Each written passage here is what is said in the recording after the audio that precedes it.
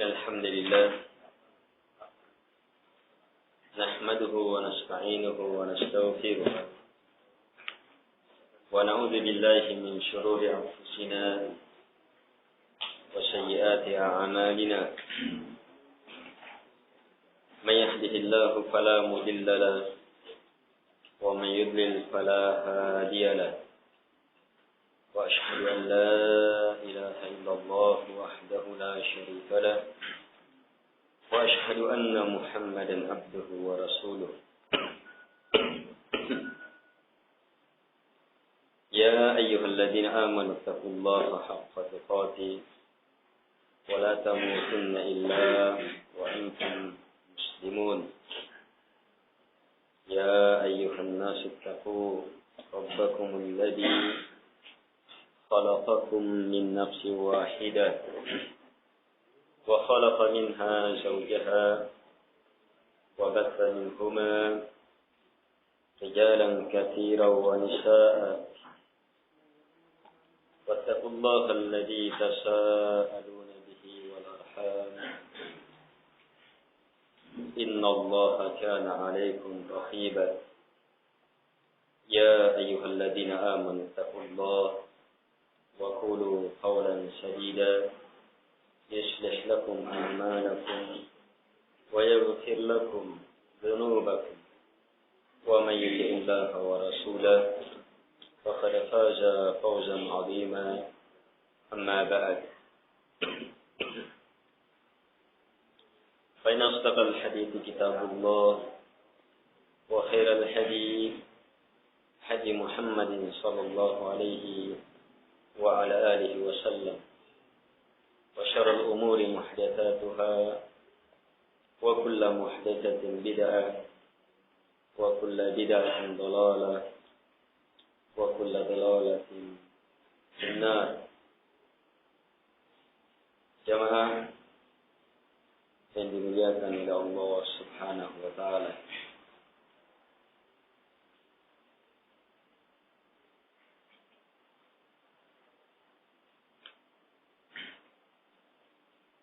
Kita bersyukur kepada Allah Subhanahu wa taala atas berbagai nikmat yang Allah Subhanahu wa taala limpahkan kepada kita.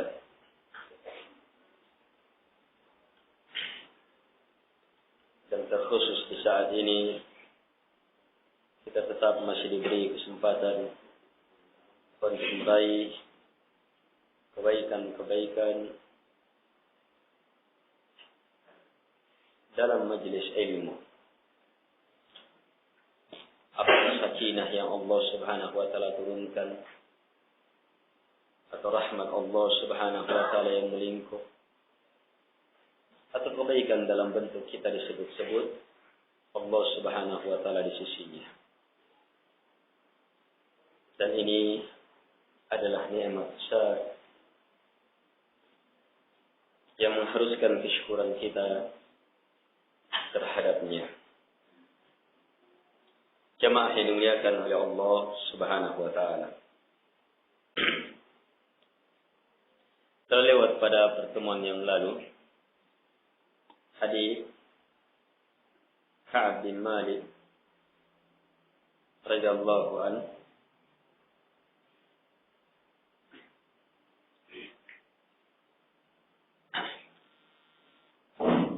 dalam kisah taubat beliau radhiyallahu anhu, dan kita telah sampai dalam membaca hadis itu pada keterangan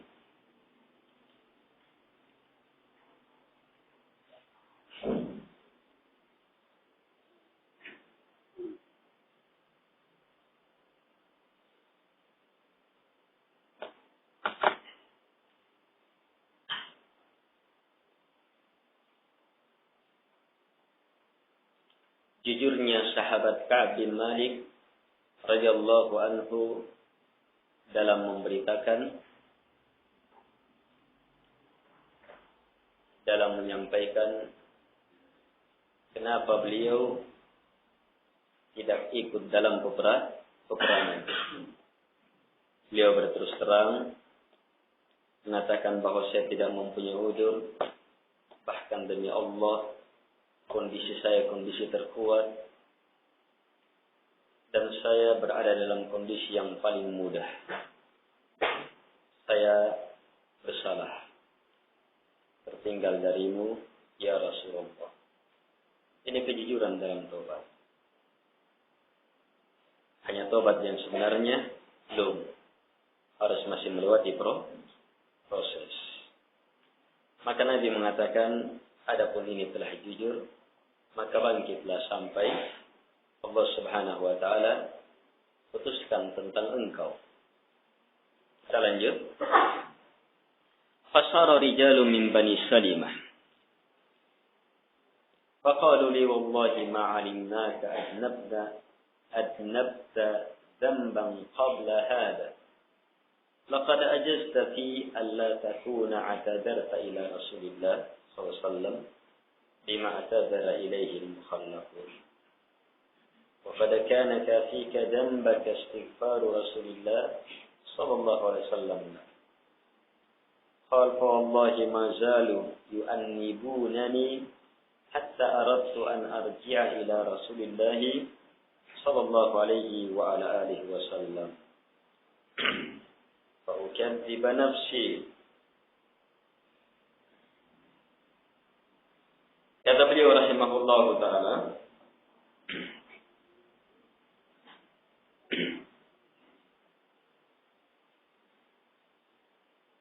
maka bergeraklah mengikuti beliau atau menyusul beliau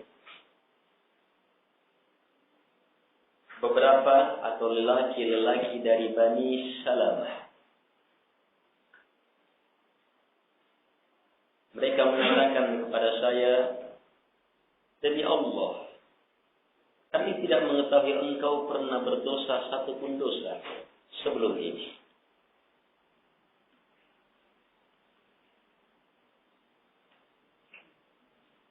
Sementara kamu lemah, tidak mampu berudzur kepada Rasulullah SAW, sebagaimana udzurnya orang-orang yang tertinggal. Padahal sungguh cukup bagi kamu terhadap dosa kamu istighfarnya Rasulullah SAW kepada Jawab Nabi, kalau seorang orang berudzur, udzurnya diterima, Nabi doakan istighfar. Dan cukup kamu harapkan istighfar.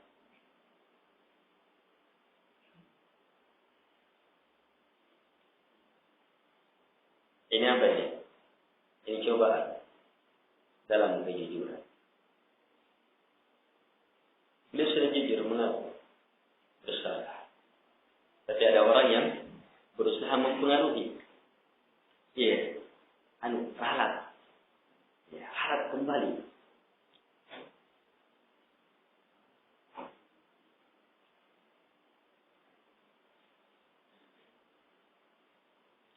Kata beliau rahimahullah ta'ala, orang ini demi Allah terus menerus mengecam saya, menyalahkan saya. Kenapa kamu? Sampai-sampai saya sudah ingin kembali kepada Rasulullah untuk mendustakan diri saya. Bahwa saya tadi dusta. Sebenarnya ada udzur saya. Dan begitu maknanya. Hebatnya ini pengaruh. Tapi kemudian beliau bertanya kepada mereka, apakah, saya langsung baca, apakah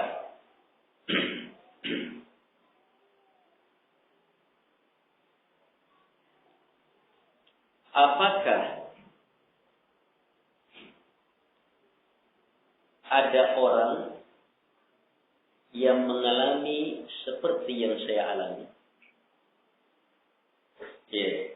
Jujur menyampaikan, kemudian diberikan kalimat sebagaimana yang Nabi ucapkan.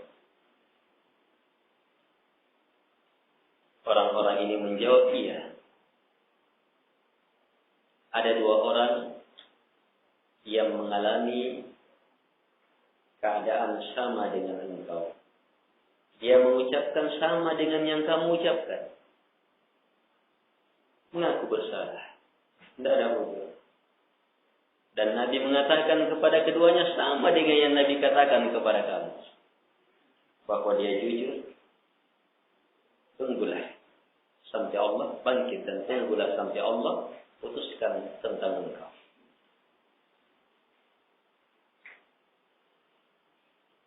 Maka beliau bertanya, siapa keduanya?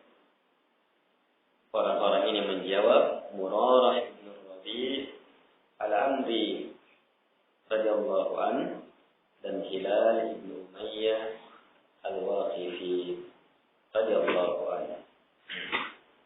Dua orang. Apa komentar sahabat Ka'ab? Mereka menyebutkan kepada kedua lelaki yang telah menyaksikan perang Badar, fihima uswah. Pada dua orang ini terdapat keteladanan.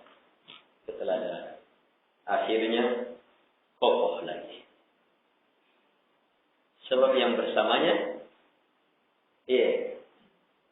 yang mengalami hukuman seperti ini, dua orang yang keduanya adalah ahli Badar. Jadi sini sahabat Ka'ab mengakui, dia mengakui kedudukan ahli Badar. Ada keteladanan. Akhirnya tidak jadi. Padahal sudah muncul lagi. Di sini kita mendapatkan ilmu apa? Bahayanya teman-teman jelek. Bagaimanapun pintarnya kita berpikir, kuatnya penjagaan kita. Iya, kalau masukan dari teman jelek saja yang masuk, akan rontok juga itu.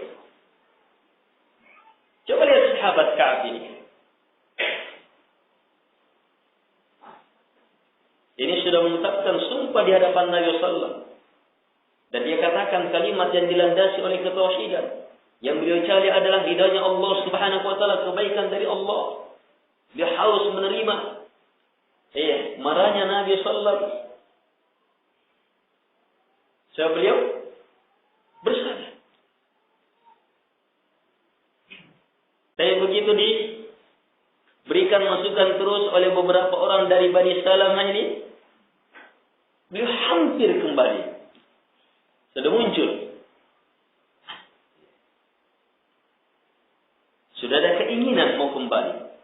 Tapi Masya Allah, teman yang baik menggugurkan semua itu.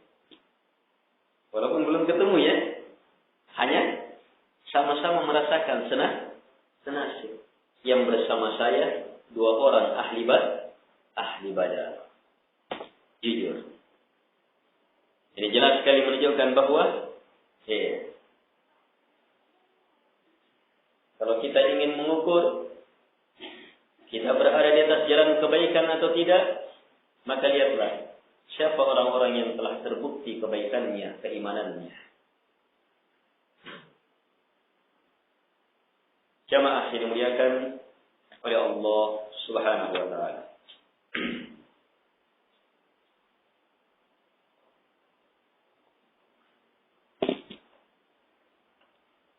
Di sini kita mendapatkan manhaj, aturan dalam beragama, dalam berteman. Teman yang baik akan mengantar kepada kebaikan. Teman-teman jelek akan menjadi sebab terjatuhnya kita kepada kejelekan. Dan yang memilih teman itu kita sendiri. Karena itu jangan salahkan ketika kita terjatuh.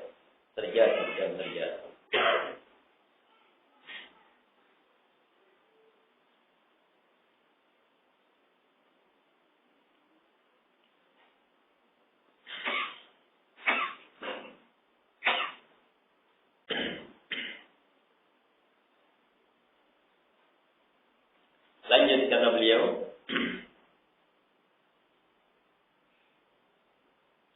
wa naha Rasulullah SAW an kalamina ayyuhat thalatha min baini man takhallafa anhu. Beda proses Nabi melarang kami bertiga untuk dibicarakan. Tidak ada pembicaraan. Bertanya kepada kami atau menjawab jawaban kami, tidak ada. Salam pun tidak. Itu termasuk ucapan.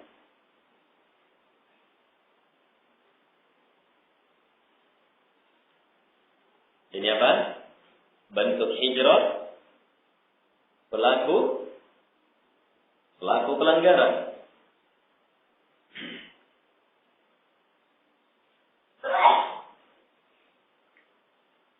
Maka kata beliau, fajtanabna nas, maka orang-orang pun menjauhi kami.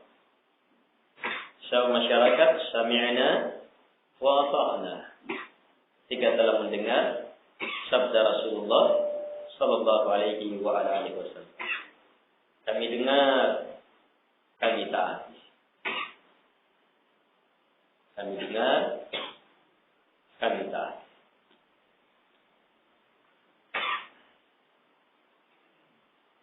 Baik. Atau beliau mengatakan manusia berubah bersikap terhadap kami. Sampai-sampai tanakkarat li fi nafsi al-ard. Sampai-sampai saya merasa bumi ini bumi yang asing bagi saya. Bumi yang aneh bagi saya. Seperti bumi yang tidak pernah dilihat.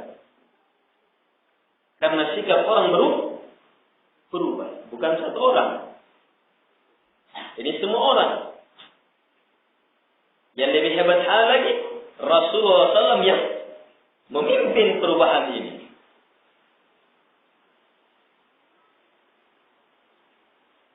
Kalau ada satu orang tidak mau bicara sama kita, rasa kan? Apalagi kalau ada orang. Apalagi kalau banyak orang. Ini semua orang.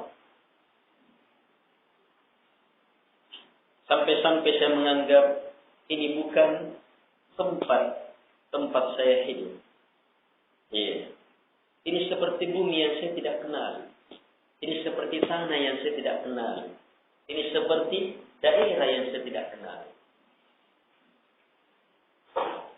Orang yang tinggal di sekitar sini bagaimana? Jemaah yang tinggal di sekitar Babun, tahu betul daerahnya? Kenal sama orang? Terasa akrab dengan daerah. Tapi kondisi, bisa kita membayangkan bagaimana kondisi orang yang betul-betul mengenal daerahnya, tapi tiba-tiba dia menganggap seperti bukan daerah saya. Seperti bukan tempat saya. Hebatnya tekanan ini.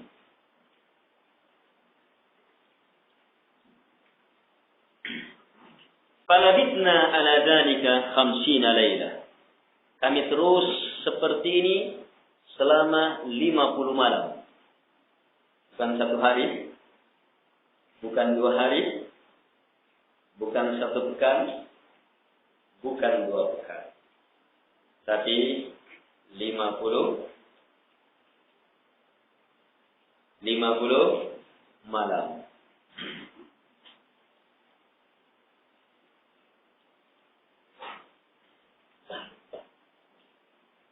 Selanjutnya kata beliau, adapun 2 sahabat saya, maka keduanya tinggal dan duduk di rumahnya terus menangis. Keduanya sudah agak berumur. Adapun saya, kata beliau, saya yang paling muda di antara mereka dan paling kuat. Jadi saya keluar. Tahan beban mental ini dia tahan. Berusaha pede.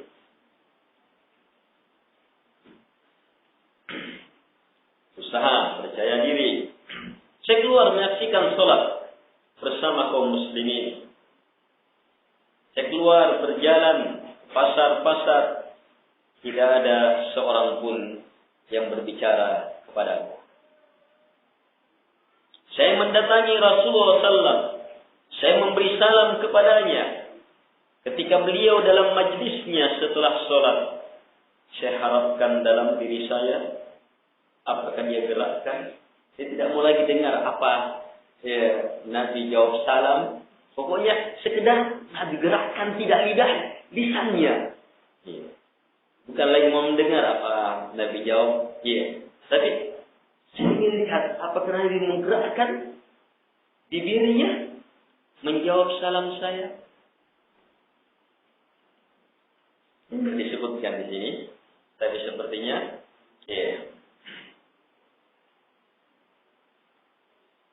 yang jelas sudah nampak, beliau tidak sebutkan di sini. Beliau juga ragu dalam menyebutkannya. Kemudian saya sholat dekat dengan beliau. Saya berusaha mencuri pandang kepada beliau. Alaihi salatu wassalam. Ketika saya konsentrasi pada sholat saya, Nabi memandang saya. Dan ketika saya menengok kepada beliau, Nabi membuang muka dari itu. Ini lebih parah lagi. Dibuang muka itu lebih keras daripada sekedar tidak. Kita anggap saja pasti dia tidak tahu saya. Jadi kalau sudah ditahu, dilihat baru dibuang muka.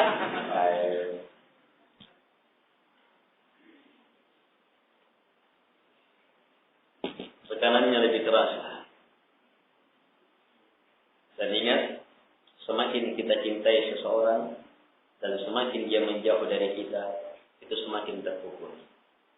Bisa dipahami itu? Itu sangat jelas. Dan mereka adalah umat yang saling mencintai, saling menyayangi karena Allah Subhanahu wa Ta'ala. Tetapi Nabi menerapkan hukuman ini. Tidak boleh bicara bahkan. Tidak menjawab salam bahkan. Nabi bahkan berpaling dari beliau alaihi salatu radhiyallahu anhu. Sampai ketika kondisi ini semakin lama terasa bagaimana kakunya kaum muslimin terhadap saya pun akhirnya berjalan sampai memanjat tembok kebun Abi Qatadah. Beliau adalah anak paman saya, berarti sepupu. Dan dia ini orang yang paling suka sama saya. Saling mencintai karena Allah dan karena nasab.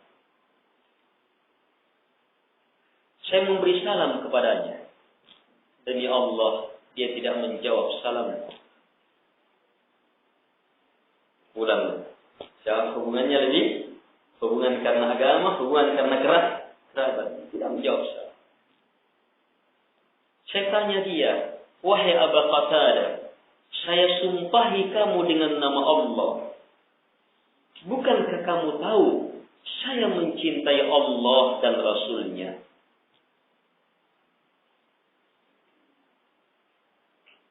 Ini pertanyaan dengan sumpah. Pertanyaan dengan sumpah beda dengan pertanyaan tanpa sumpah. Kalau pertanyaan dengan sumpah dengan menggunakan nama Allah, petunjuk Nabi harus dijawab. Siapa yang tidak menjawabnya berdosa. Selama memang kita mampu menjawab. Tapi ternyata sakata beliau radhiyallahu anhu diam. Larangan Nabi berlaku. Saya ulangi lagi, saya sumpahi lagi dia. Maka beliau kembali terdiam. Saya ulangi lagi, saya sumpahi lagi. Akhirnya beliau menjawab, ada jawabannya. Jawabannya apa? Allahu wa rasuluhu a'lam. Ya sama saja, ada jawaban. Tapi sudah ada ucapan.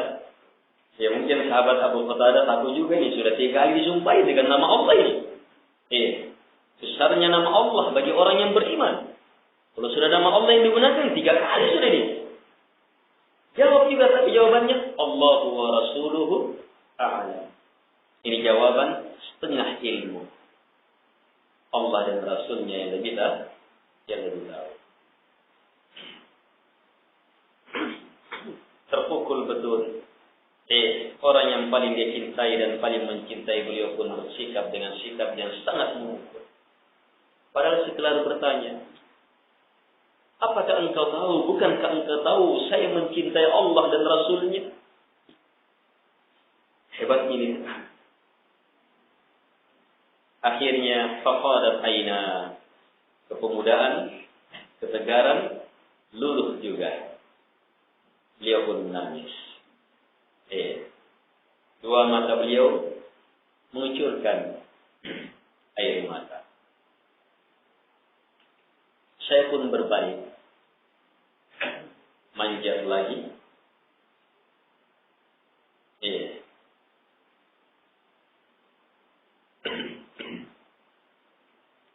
Maka tatkala saya berjalan di tengah pasar Madinah, tiba-tiba seorang petani dari petani penduduk Syam yang biasanya datang membawa makanan yang mereka jual di Madinah bertanya, siapakah yang menunjukkan saya? Ka'ab bin Malik. Dia dicari. Orang negeri Syam, pusatnya ahli kitab ketika itu. Salah satu negara adik kuasa.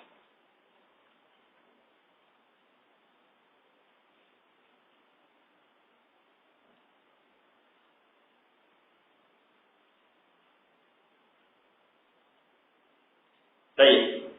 Siapa yang menunjukkan Ka'ab bin Malik? Maka orang-orang memberi isyarat.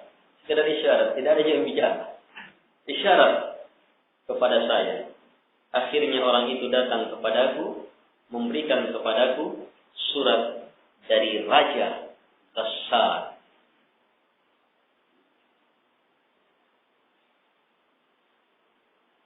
Surat dari seorang raja. Orang dapat surat dari raja, dia bukan rajanya kita. Apa ini raja? Yang mempunyai kekuasaan yang sangat luar biasa. Wa kuntu katiban, kata beliau, saya juru tulis, bisa menulis, bisa membaca. Saya baca, ternyata di dalamnya amma ba'du,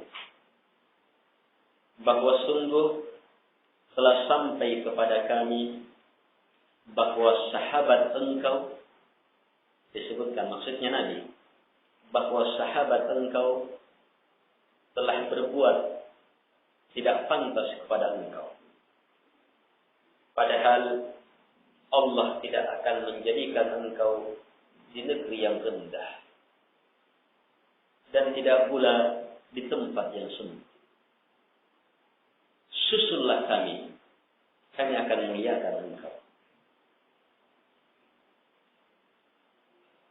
Ini kalimat orang yang tahu bagaimana berucap dengan ucapan yang benar untuk merayu. Dan wajar ya, ini surat dari raja.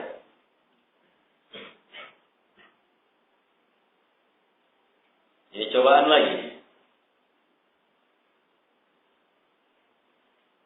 Cobaan pertama, orang-orang dari Bani Salamah. Cobaan selanjutnya, ini kalimat tidak dibicarai terus menerus sampai Nabi, sampai Abu Qatadah, tekanan yang sangat hebat. Sedih beliau sampai beliau menangis. Tekanan itu sangat hebat, luar biasa.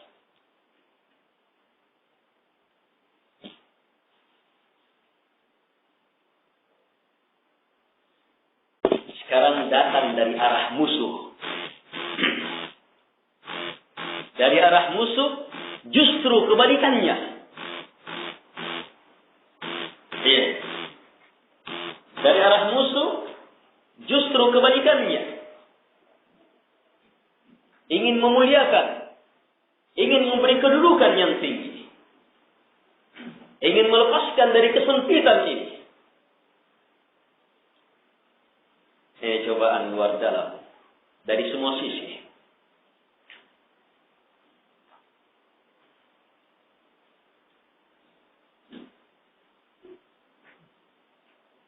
Maka apa sikap beliau radhiyallahu anhu? Fakultu hina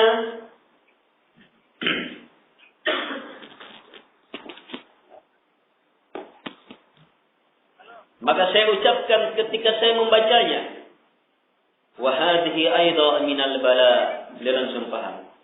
Ini juga termasuk bala. Itu tanda-tanda orang yang paham keadaan dirinya. Ini bala. Coba. Yang masalah, kalau dia menganggap ini bukan cobaan, ini jalan keluar ini dari Allah.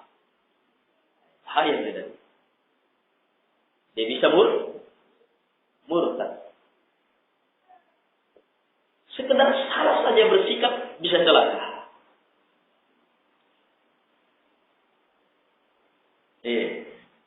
Kata beliau ini juga pada cobaan. Apakah dia tetap setia sama Rasulullah? Tetap setia terhadap Islam, tetap kokoh di atas la ilaha illallah, tetap cinta kepada Allah dan Rasulnya, walaupun diperlakukan seperti ini. Maka saya langsung menyalakan kompor. Saya segera membakarnya.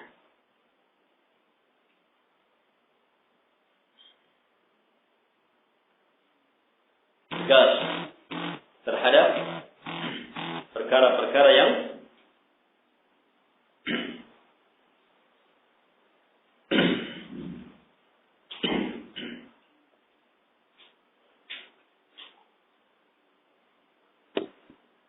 perkara-perkara yang merintangi seseorang dari jalan kebaikan. Jamaah yang dimuliakan oleh Allah Subhanahu wa taala. Coba perhatikan, kenapa sampai penguasa Ghassan jauh-jauh mengirim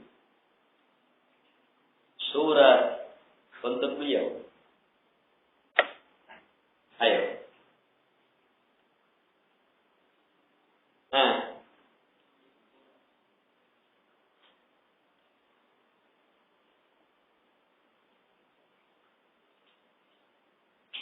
ini ilmu tentang ahli fitnah.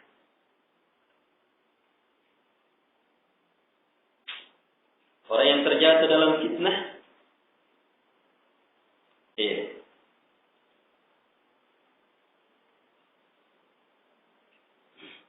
itu tidak dihalangi oleh dalam melampiaskan syahwat untuk menjerumuskan fitnah kepada kaum muslimin.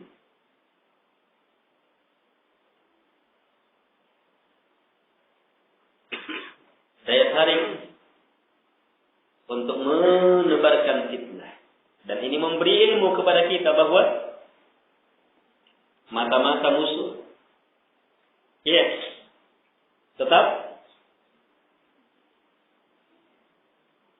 Nabi SAW dan masyarakatnya disorot.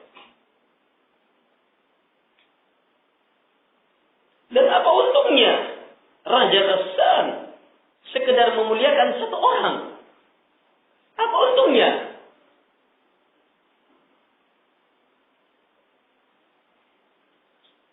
Kenapa sampai jauh-jauh untuk memuliakan satu orang? Ini semangat pemurtadan yang ada pada Yahudi dan Nasara. Walan tarda ankal Yahudu walan Nasara hatta tattabi'a millatahum. Tidak akan pernah ridha Yahudi dan Nasara sampai kamu mengikuti agama mereka. Orang yang sudah terfitnah dan masuk dalam fitnah, keridaannya hanyalah perkara fitnah. Bagaimanapun baiknya kamu, dia tidak akan pernah tenang kecuali kamu ikut bersama dia dalam fitnah. Dia tidak akan peduli kamu baik, kamu ini, kamu dermawan, kamu berilmu, kamu zuhud, dia tidak akan peduli kecuali harus sejalan dia dalam fitnah. Dan kalau sejalan dengan fitnah, dia tidak akan peduli. Kamu begini, tidak. Kalau kita sudah sama dalam fitnah.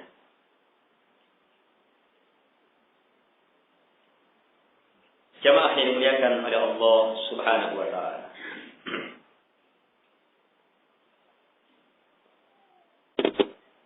Dan sikap orang yang selamat dari fitnah memahami wa hadhihi aida minal bala, ini cobaan. Bagaimana orang mau selamat dari cobaan? Segera menuntaskan, membakarnya. Lenyapkan dia, bakar dari dalam hati kita. Konsentrasi, tetap.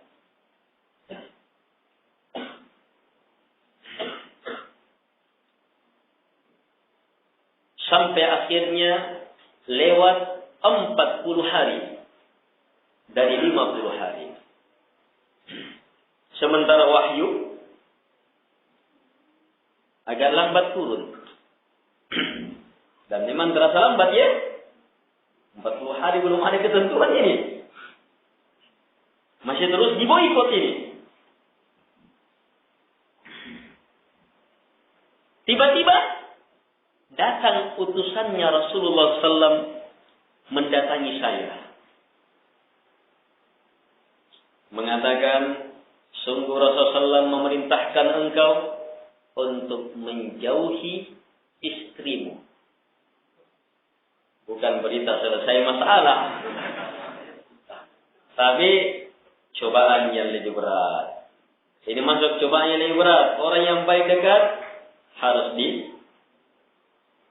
dijauhi.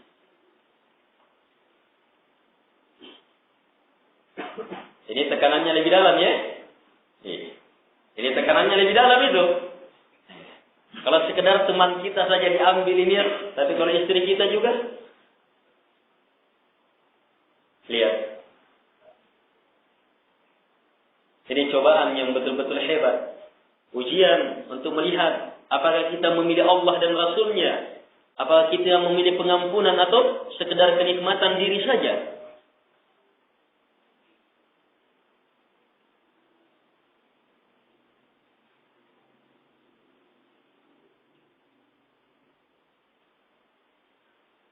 Sebagian orang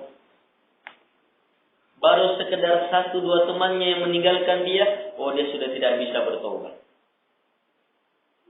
Sahabat Nabi SAW luar biasa. Dan ini yang pemuda ya. Iya. Kalau yang 2 orang ya sudah agak tua, lebih kuat. Tapi ini pemuda ini. Tapi apa jawaban beliau radhiyallahu anhu?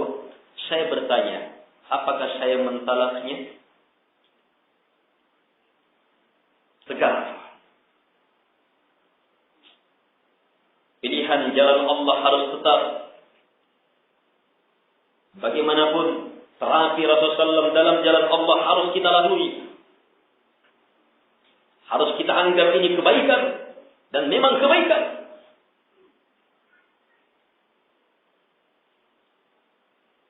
Dan kalau terapi ini diterapkan sekarang, jangankan masyarakat awam yang bertitel agama pun akan menganggap agama apa ini. Dia tidak akan bisa memahami sisi Islam yang ini.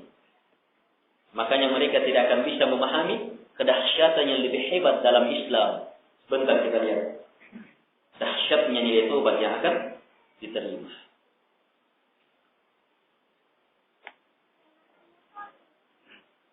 Apakah saya talak dia? Atau apa yang saya harus lakukan? Kata dia, tidak. Bahkan kamu jauhi saja. Jangan kamu dekati dia. Nabi juga mengutus kepada 2 sahabat saya semisal ini. Maka saya katakan kepada istriku, susullah keluargamu. Menetaplah di sana di sisi mereka. Hatta yaqdiyallahu fi hadzal amr. Sampai Allah putuskan perkara ini. Tetap dikembalikan kepada Allah Subhanahu wa ta'ala. Dia tidak kembalikan kepada dirinya. Dilihat sampai berapa lama saya bertahan. Gitu ya? Tidak ada. Sampai Allah Subhanahu wa taala putuskan perkara ini. Hamba Allah. Dalam keadaan tidak berdosa, hamba Allah. Dalam keadaan berdosa, tetap hamba Allah. Dalam mengejar nilai-nilai taubat. Maka datanglah istri Hilal bin Umayyah. Ini yang paling tua.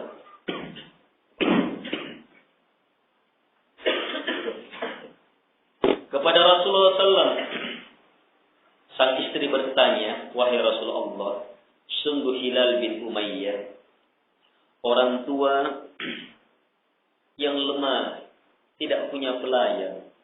Apakah kamu benci kalau saya melayaninya? Sekedar jadi pelayan, pembantu, bawakan makanan, minuman apa. Larangan Nabi kan, jangan dekati hubungan. Beliau meminta sekedar dilayani. Kata Nabi SAW, tidak. Saya tidak marah. Tetapi jangan sekali-sekali dia mendekati kamu. Apa kata sang istri? Sungguh demi Allah, dia sama sekali tidak mempunyai keinginan terhadap perkara itu sedikit pun juga. Demi Allah, terus menerus dia menangis semenjak awal urusan ini ditetapkan sampai hari ini. Nangis terus. Nangis menyesali kenapa tidak ikut dalam peperangan bersama Rasulullah SAW. Ini taubat.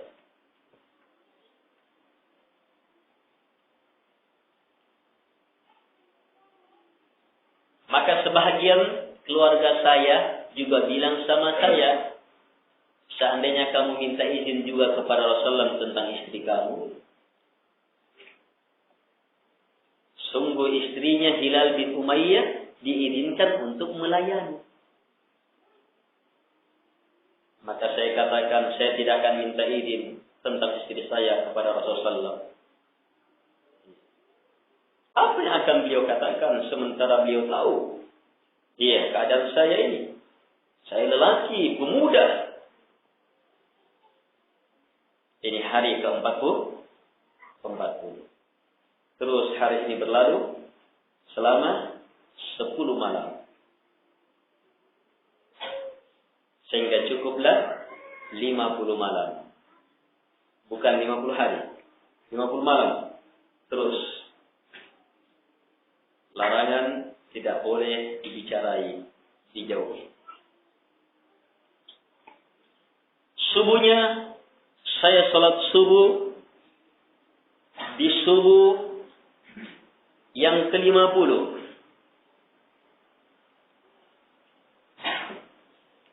Di teras rumah saya. Maka tak kala saya duduk dalam kondisi seperti yang Allah sebutkan dalam Al-Quran. Apa yang Allah sebutkan dalam Al-Quran? Bumi sempit bima rahubah. Luasnya ini bumi. Tapi beliau mampu merasakan sempitnya itu.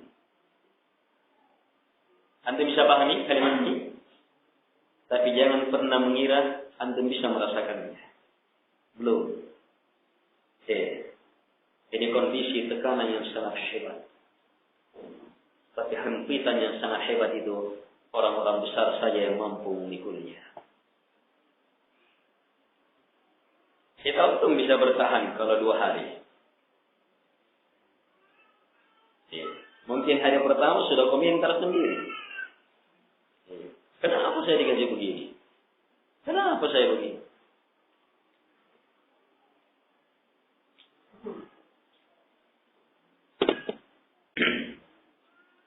Jamaah yang dimuliakan oleh Allah Subhanahu wa taala. Dalam kondisi bumi betul-betul sempit dan kerasa sempit padahal sangat luas. Maka tiba-tiba saya mendengar suara orang yang berteriak, yang teriakannya menggema di gunung Salah. Jadi beliau radhiyallahu anhu ini tinggal di Madinah, di daerah gunung berbukit.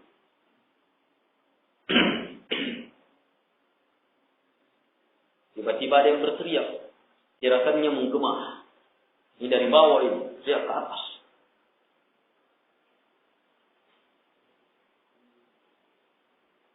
Dia berteriak di a'la sauti dengan suaranya yang tertinggi, mengatakan, ya Ka'ab ibn Malik, abshir.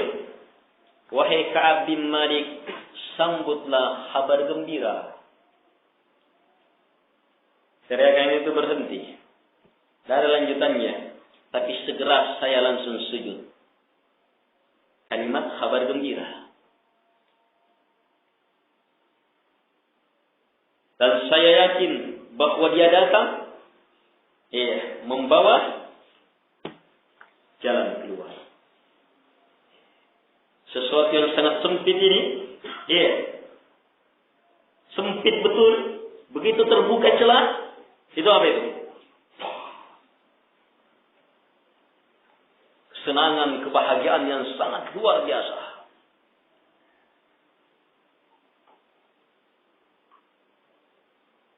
Ternyata Nabi mengumumkan kepada manusia akan taubat Allah Subhanahu wa ta'ala kepada kami ketika Nabi selesai salat subuh.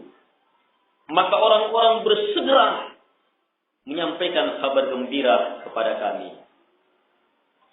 Ada yang berangkat ke arah dua sahabat saya, banyak orang yang memberikan kabar gembira. Dan yang berangkat kepada saya, ada yang menunggang kuda. Saya menunggang kuda tidak bisa lihat gunung, memutar dia. Dan ada yang berlari.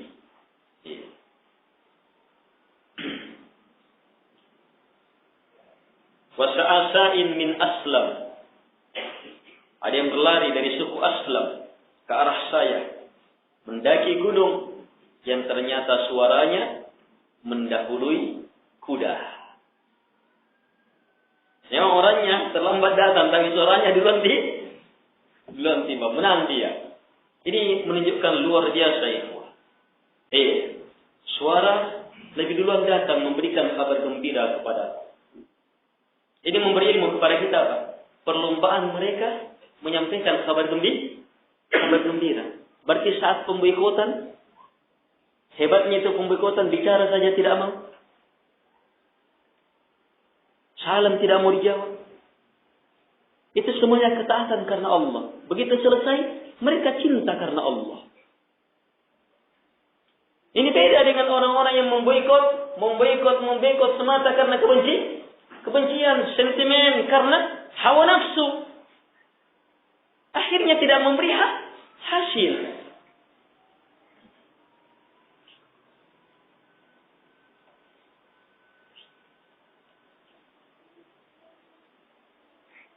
Lihat mereka terdidik cinta karena Allah, benci karena Allah Subhanahu wa ta'ala. Ini kondisi keimanan yang tertinggi. Nabi SAW bersabda, man ahabba lillah wa abghada lillah wa a'ta lillah wa mana'a lillah faqad istakmala al-iman. Siapa yang mencintai karena Allah, membenci karena Allah, memberi karena Allah, tidak mau memberi juga karena Allah, maka sungguh telah sempurna imannya. Semuanya karena Allah. Maka lihat kebahagiaan ini. Saya lepaskan bajuku. Saya kasih kepada orang yang memberi kabar gembira kepadaku. Padahal demi Allah, saya tidak punya baju selain itu. Sahabat Nabi. Ya ada kebun, tetapi masalah baju, tidak ada baju. Tiga itu. Maka saya pinjam 2 baju. Ubayyah, 2 baju saya. Mereka biasa punya pakai baju atas, ada di bawah, ada yang kayak semacam sarung, ada yang kayak semacam selit. Maka saya pinjam lagi 2 pakaian. Saya pakai saya berangkat dengan maksud untuk menjumpai Rasulullah SAW. Dalam proses datang menjumpai Nabi, manusia fauja, bukan satu orang, kelompok-kelompok menyambut saya, memberikan kabar gembira akan taubat. Luar biasa taubat jamaah. Bukan dia diterima taubatnya, tapi mereka turut merasakan kebahagiaan sahabatnya mendapatkan taubat. Betul-betul persaudaraan karena Allah Subhanahu wa taala. Disambut litahnaka taubatullahi alaik. Berbahagialah engkau dengan taubat Allah kepadamu. Sampai saya masuk masjid, maka Nabi SAW sementara duduk, manusia di sekelilingnya. Berdiri sahabat Talha ibn Ubaidillah. Ini salah seorang pemuka besar dari kalangan sahabat. Talha ibn Ubaidillah radhiyallahu anhu. Berlari cepat, menyalami saya, memberikan kabar gembira. Demi Allah, tidak ada seorang pun dari muhajirin yang berdiri selain beliau. Ada pertimbangan lain sebab ini di hadapan majelis Rasulullah sallallahu alaihi wasallam. Maka Ka'ab selalu mengingat Talha. Maka tak kala saya memberi salam kepada Rasulullah, maka Nabi menjawab salam dalam keadaan wajahnya bercahaya minas surur karena kebahagiaan. Di awal hadis marah Nabi tidak bisa disembunyikan. Sekarang ini cahaya wajah ketika bahagia itu tidak bisa disembunyikan. Hamba yang betul-betul sempurna selamat dari kemunafikan.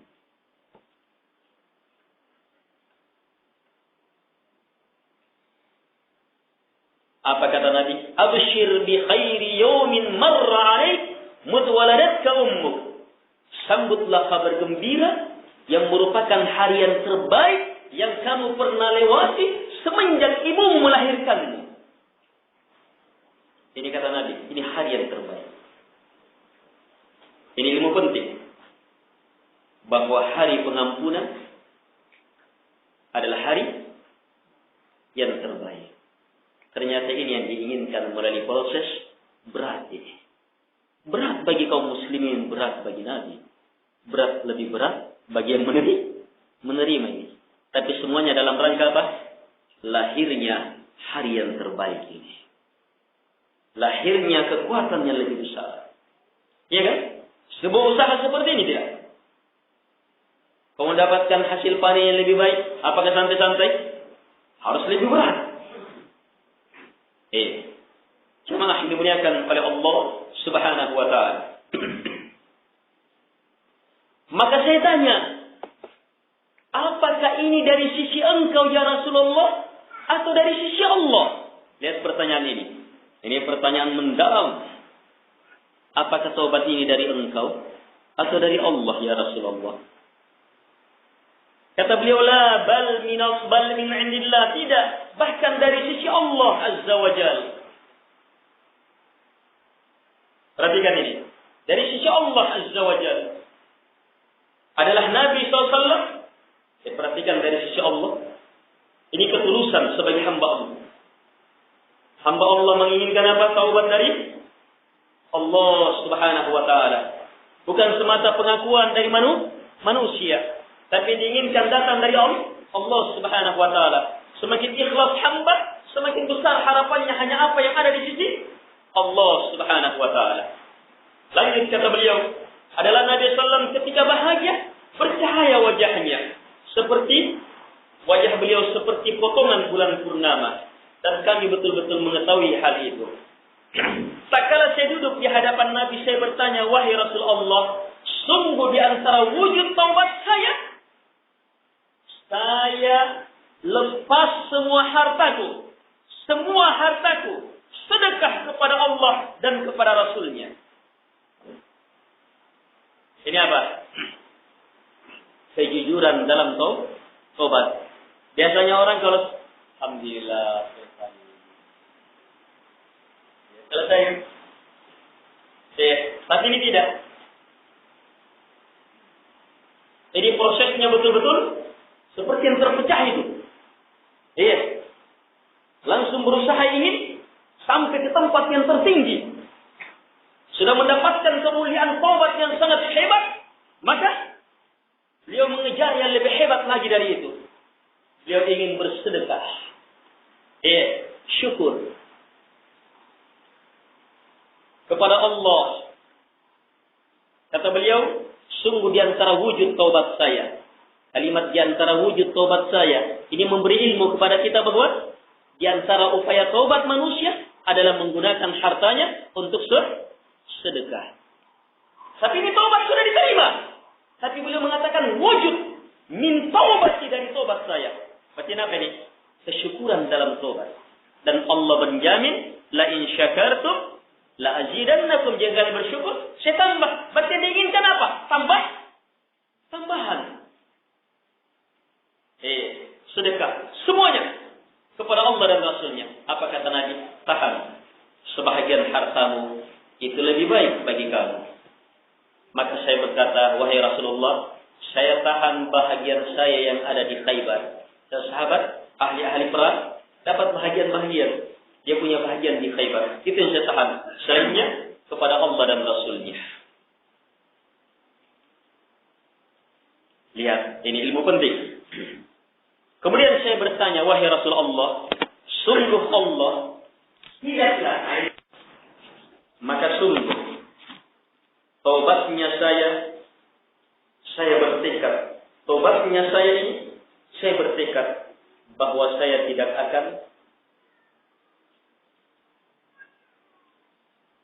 berkata dusta kepada siapapun juga selama-lamanya. Sebab yang menjadikan saya selamat siapa? Siddiq. Dia sudah merasakan nikmatnya jujur. Apa yang lahir? Mengejar kesempurnaan jujur. Ingin jujur terus selama-lamanya. Baik. Cukup dari Pak. Kita lanjutkan.